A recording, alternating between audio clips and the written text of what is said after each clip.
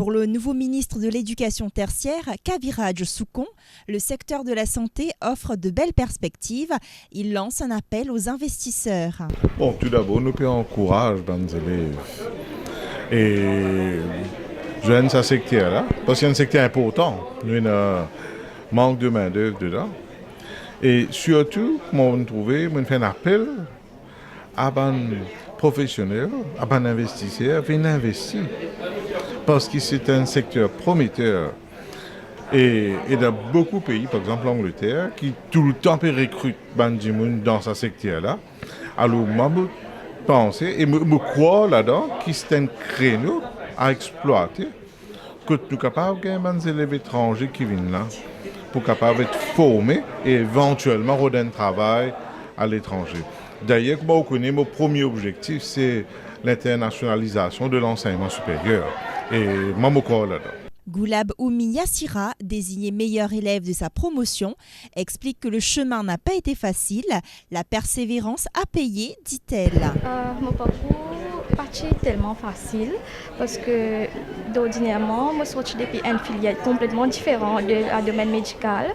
Alors pour moi, pour adapter à cette situation-là, c'est un peu tricky, mais seulement je réussis à faire parce que moi je suis tout le temps fascinée par le domaine médical.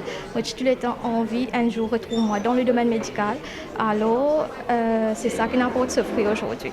Michael Attao, responsable administratif à la City Clinic, indique qu'à la fin de leur formation, la plupart des diplômés sont intégrés au sein de la clinique.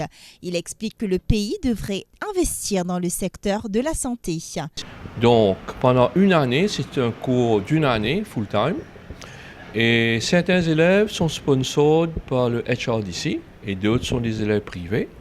Et ils ont fait une chose qui est très importante chez nous, dans notre école, une particularité, c'est d'avoir la partie théorique qui se fait en classe et aussi la partie pratique.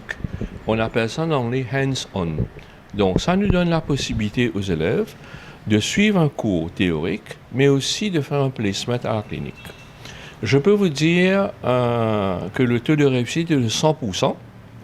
Et nous avons même eu une élève, l'examen est conduit par les autorités mauriciennes, donc par MQA, MES, MITD.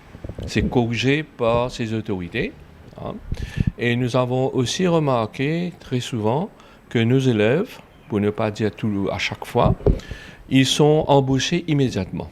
Dans nos cliniques. La cérémonie de remise des certificats à l'école d'infirmières de la City Clinic a non seulement célébré les réussites individuelles des diplômés, mais a également mis en lumière l'importance du secteur de la santé pour l'avenir du pays.